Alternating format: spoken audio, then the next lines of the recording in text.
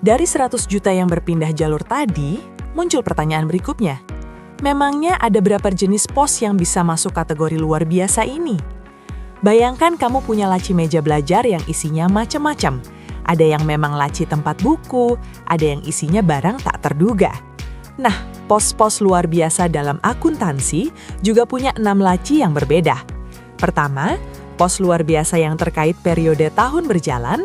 Kedua, keuntungan atau kerugian yang jumlahnya material tapi sebenarnya bukan pos luar biasa. Ketiga, penyesuaian tahun sebelumnya. Keempat, penyesuaian dan koreksi normal tahun yang berjalan. Kelima, perubahan prinsip akuntansi. Dan keenam, penghentian kegiatan usaha.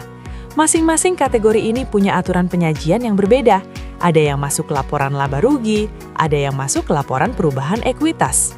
6 kategori ini adalah peta navigasi kita. Dan mulai slide berikutnya, kita akan buka satu persatu lacinya. Dari kategori pertama tadi, pertanyaannya langsung muncul. Bagaimana kita tahu sebuah kejadian benar-benar luar biasa?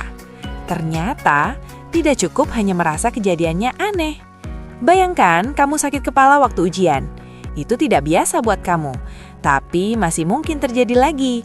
Itu belum luar biasa dalam artian akuntansi. Supaya sebuah pos masuk kategori luar biasa, harus ada 2 syarat yang terpenuhi sekaligus. Pertama, sifatnya tidak biasa. Artinya tingkat abnormalitasnya tinggi dan tidak ada hubungan dengan aktivitas normal perusahaan. Kedua, jarang terjadi. Artinya kejadian itu tidak diharapkan muncul lagi di masa depan. Tapi ada satu hal yang sering dilupakan. 2 kriteria ini tidak bisa dilihat secara universal. Perusahaan harus mempertimbangkan lingkungan operasinya sendiri, sifat industri, lokasi geografis, dan peraturan pemerintah yang berlaku. Contoh paling jelas adalah banjir.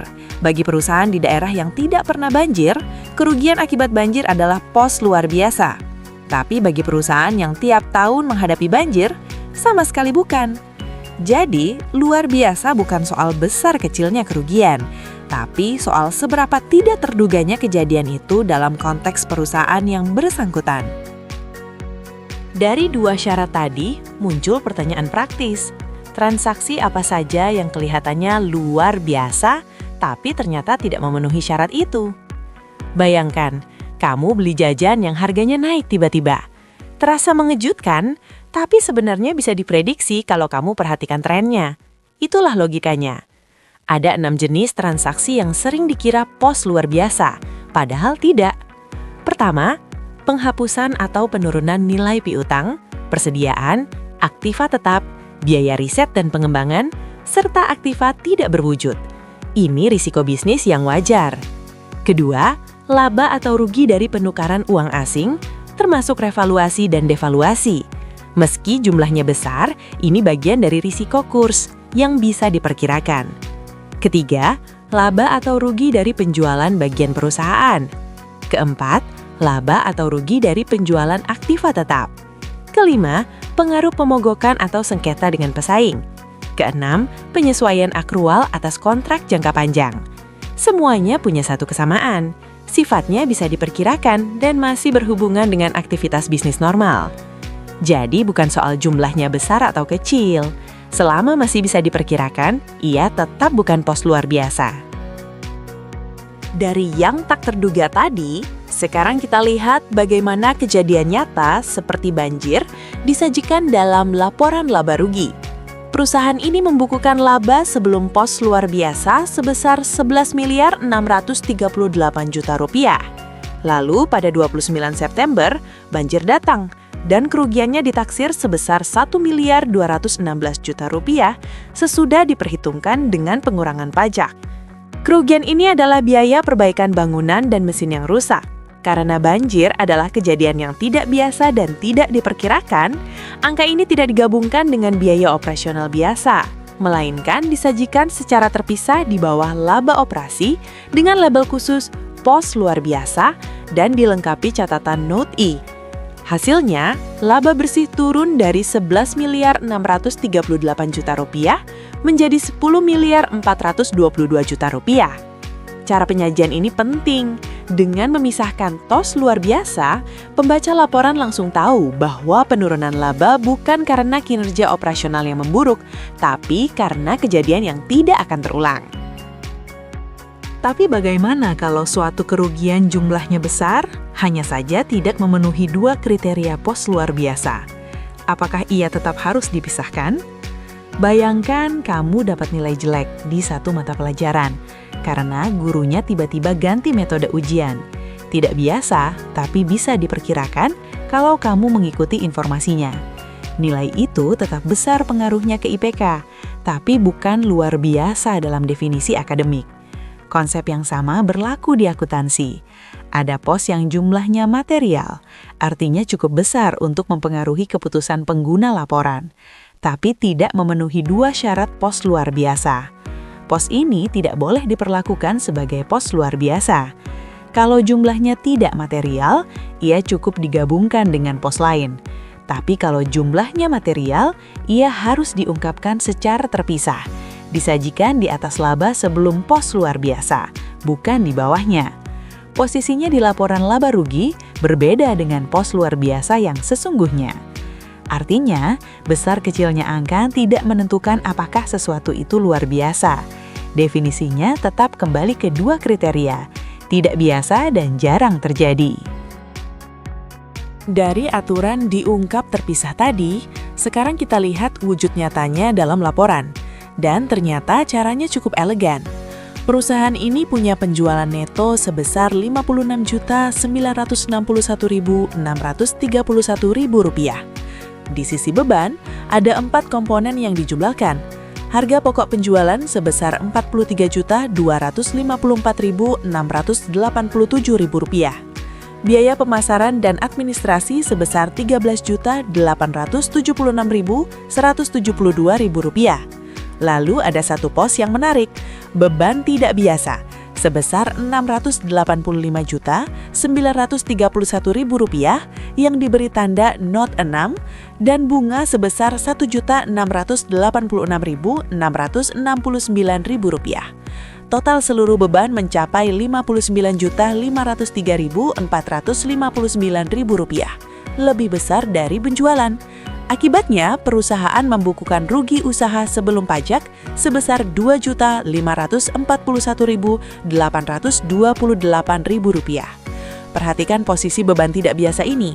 Ia tidak dipisahkan ke bawah seperti pos luar biasa, melainkan tetap berada di dalam kelompok beban, namun diberi label tersendiri dan dilengkapi catatan not 6 yang menjelaskan bahwa ini adalah penurunan nilai aset yang sudah tidak bermanfaat. Itulah cara penyajiannya, bukan diisolasi seperti pos luar biasa, tapi tetap disorot agar pembaca laporan tidak melewatkannya begitu saja. Tapi bagaimana kalau kesalahannya bukan di tahun ini, melainkan kesalahan yang baru ketahuan dari laporan tahun lalu? Apakah koreksinya masuk ke laba rugi tahun ini? Bayangkan kamu baru sadar ada nilai yang salah diinput di rapor semester lalu. Koreksinya tidak dimasukkan ke nilai semester ini, melainkan langsung diperbaiki di rapor yang lama. Logika yang sama berlaku di akuntansi.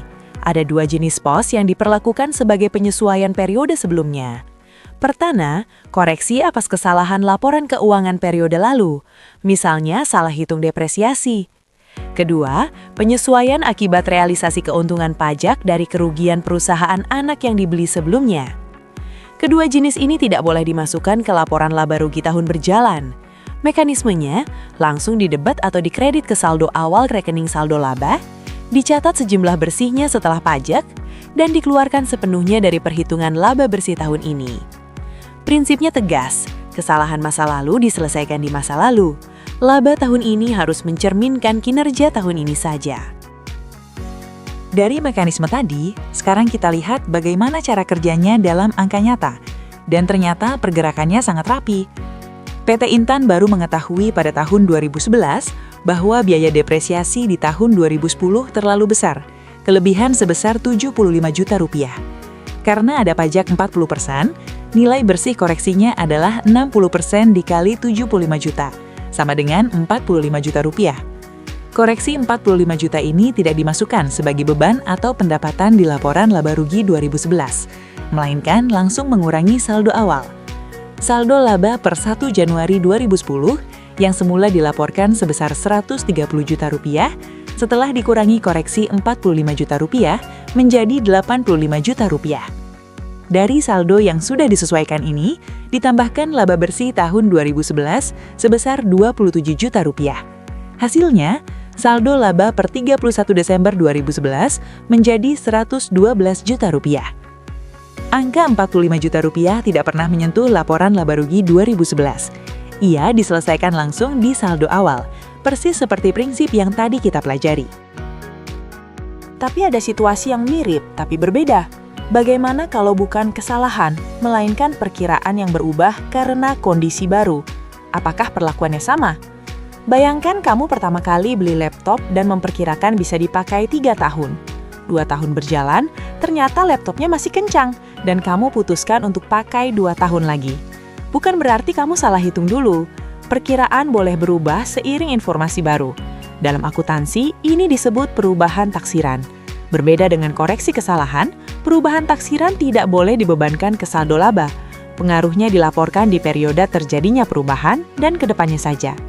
Contoh nyatanya ada pada mesin senilai 500 juta rupiah dengan umur ekonomi 10 tahun dan nilai residu 0 rupiah. Depresiasi awalnya 50 juta per tahun. Setelah berjalan 5 tahun, ternyata mesin diperkirakan masih bisa dipakai 10 tahun lagi. Nilai buku saat itu 250 juta rupiah, dibagi sisa manfaat 10 tahun, sehingga depresiasi baru menjadi 25 juta rupiah per tahun, turun separuhnya. Perubahan taksiran bukan kesalahan, dan karena bukan kesalahan, ia tidak perlu menyentuh saldo laba, cukup disesuaikan mulai tahun ini ke depan. Tapi, ada satu jenis perubahan yang justru harus dihitung mundur ke belakang. Dan inilah yang membuat perubahan prinsip akuntansi punya karakter tersendiri. Bayangkan, kamu selama 2 tahun mencatat pengeluaran dengan metode tertentu. Lalu di tahun ketiga, memutuskan ganti metode. Pertanyaannya, selisih pencatatan di 2 tahun lalu itu harus diapakan? Di akuntansi, selisih itu disebut efek kumulatif dan harus dihitung secara retroaktif. Artinya, dihitung ulang seolah prinsip baru itu sudah dipakai sejak awal. Contoh perubahan prinsip yang sering terjadi adalah ganti metode penilaian persediaan dari MKPK ke rata-rata berbobot atau ganti metode depresiasi dari angka tahun ke garis lurus. Efek kumulatif bersih ini diperhitungkan setelah pajak, lalu dilaporkan secara terpisah di laporan laba rugi tahun berjalan. Posisinya sesudah pos luar biasa. Jadi, perubahan prinsip bukan sekadar ganti cara mencatat mulai hari ini. Ada tagihan dari masa lalu yang harus diselesaikan dan dilaporkan secara transparan di laporan laba rugi tahun berjalan. Dari dihitung retroaktif tadi, sekarang kita lihat langsung bagaimana selisihnya dihitung. Dan angkanya lebih konkret dari yang dibayangkan. PT KU LIMA memutuskan pada awal tahun 2008 untuk mengganti metode depresiasi dari metode angka tahun ke metode garis lurus. Aktiva tetapnya dibeli pada awal 2006 seharga 100 juta rupiah dengan umur ekonomis 4 tahun. Dengan metode angka tahun, depresiasi tahun 2006 sebesar 40 juta rupiah dan tahun 2007 sebesar 30 juta rupiah. Total 70 juta rupiah selama 2 tahun. Sementara dengan metode garis lurus, depresiasi tiap tahunnya flat di angka 25 juta rupiah. Total 50 juta rupiah untuk 2 tahun yang sama. Selisihnya 20 juta rupiah. Artinya, selama 2 tahun itu, PT KU LIMA mencatat depresiasi 20 juta lebih besar dibanding kalau pakai metode garis lurus sejak awal. Inilah efek kumulatif yang harus dilaporkan di laporan laba rugi tahun 2008. Selisih 20 juta rupiah ini bukan kesalahan. Ini konsekuensi sah dari pergantian metode dan harus diungkap secara transparan. Dari selisih 20 juta tadi, sekarang kita lihat bagaimana angka itu masuk ke laporan laba rugi 2008. Dan ternyata posisinya sangat spesifik. Di laporan laba rugi tahun 2008, PT KU5 membukukan laba sebelum pos luar biasa dan efek kumulatif sebesar 120 juta rupiah. Di bawahnya, ada pos luar biasa berupa rugi kebakaran sebesar Rp20.800.000 yang langsung mengurangi laba. Lalu, di bawah pos luar biasa, muncul efek kumulatif dari pergantian metode depresiasi. Selisih kumulatif Rp20 juta tadi diperhitungkan dengan pajak 40%, sehingga pajaknya sebesar Rp8 juta. Dan nilai bersih sesudah pajak yang masuk laporan adalah Rp12 juta. Angka Rp12 juta ini bersifat menambah laba. Karena dengan metode garis lurus, depresiasi lebih kecil, artinya laba seharusnya lebih besar. Hasilnya, laba bersih PT KAU 5 tahun 2008 adalah Rp112 juta. Urutan di bagian bawah laporan laba rugi ini bukan sembarangan. Pos luar biasa dulu, baru efek kumulatif perubahan prinsip, baru laba bersih. Setiap lapis punya makna dan posisinya sendiri. Tapi ada satu kategori lagi yang posisinya unik. Ia masuk laporan laba rugi, tapi harus dipisahkan dari operasi yang masih berjalan. Inilah penghentian kegiatan usaha. Bayangkan sebuah toko yang tadinya jual buku dan elektronik, lalu memutuskan untuk menutup divisi elektroniknya. Divisi buku tetap berjalan, divisi elektronik dihentikan. Dalam akuntansi, dua kegiatan ini tidak boleh dicampur dalam satu angka. Penghentian kegiatan usaha terjadi ketika perusahaan menghentikan sebagian kegiatannya, bisa berupa segmen produksi, bagian, atau departemen tertentu. Cara pelaporannya punya aturan yang ketat. Pertama, laba atau rugi dari operasi segmen yang dihentikan harus dilaporkan terpisah dari laba usaha yang tetap berjalan. Kedua, hasil kegiatan segmen itu dilaporkan bersama-sama dengan laba atau rugi akibat penghentian kegiatannya sendiri. Ketiga, semua ini dilaporkan sejumlah bersihnya setelah pajak. Dan keempat, posisinya di laporan laba rugi ada sesudah laba dari usaha tetap berjalan, tetapi sebelum pos-pos luar biasa. Jadi, segmen yang dihentikan tidak dihapus begitu saja dari laporan. Ia tetap dilaporkan, hanya dipisahkan agar pembaca tahu mana laba yang akan terus ada dan mana yang sudah selesai. Dari aturan dilaporkan terpisah tadi, sekarang kita lihat bagaimana dua lapis kerugian dari satu segmen yang dihentikan disusun dalam laporan laba rugi PT ABC. PT ABC adalah perusahaan yang melakukan diversifikasi usaha. Pada tahun ini, perusahaan memutuskan menghentikan divisi elektroniknya. Dari usaha yang tetap berjalan, PT ABC membukukan laba bersih sesudah pajak sebesar Rp20 miliar, angka yang besar dan sehat. Tapi di bawahnya, muncul dua lapisan kerugian dari divisi elektronik yang dihentikan. Pertama, rugi dari operasional bagian elektronik selama masih berjalan di tahun ini sebesar Rp300 juta sesudah pajak. Kedua, rugi dari penjualan bagian elektronik itu sendiri sebesar Rp500 juta sesudah pajak. Kedua rugi ini dijumlahkan terlebih dahulu menjadi Rp800 juta, lalu baru dikurangkan dari laba usaha berjalan. Hasilnya, laba bersih PT ABC tahun ini adalah Rp19.200 juta. Dengan cara penyajian ini, pembaca laporan langsung bisa membaca. Usaha utama kami sehat. Kerugian ini datang dari segmen yang memang sudah kami tutup dan tidak akan muncul lagi tahun depan. Tapi tidak semua keputusan bisnis yang terasa besar otomatis masuk kategori penghentian kegiatan usaha, dan ini sering disalahpahami. Bayangkan sebuah warung yang tadinya jual nasi dan mie, lalu memutuskan berhenti jual mie karena tidak laku. Apakah itu penghentian kegiatan usaha? Belum tentu. Ada 3 kondisi yang secara eksplisit tidak bisa dikategorikan sebagai penghentian kegiatan usaha. Pertama, penghentian sebagian dari lini bisnis. Kalau hanya sebagian, bukan keseluruhan segmen, tidak memenuhi syarat. Kedua, penggeseran aktivitas produksi atau pemasaran dari satu lokasi ke lokasi lain. Ini hanya perpindahan, bukan penghentian. Ketiga, mengundurkan diri dari pembuatan satu jenis produk atau pemberian satu jenis jasa. Ini hanya penyesuaian portfolio, bukan penghentian segmen. Kuncinya ada di prinsip dasar. Segmen yang dihentikan harus bisa dibedakan secara fisik, operasional, dan untuk tujuan laporan keuangan dari segmen yang masih berjalan. Jadi, yang namanya penghentian kegiatan usaha harus benar-benar bisa dipisahkan secara menyeluruh, bukan sekadar memangkas satu produk atau pindah gedung.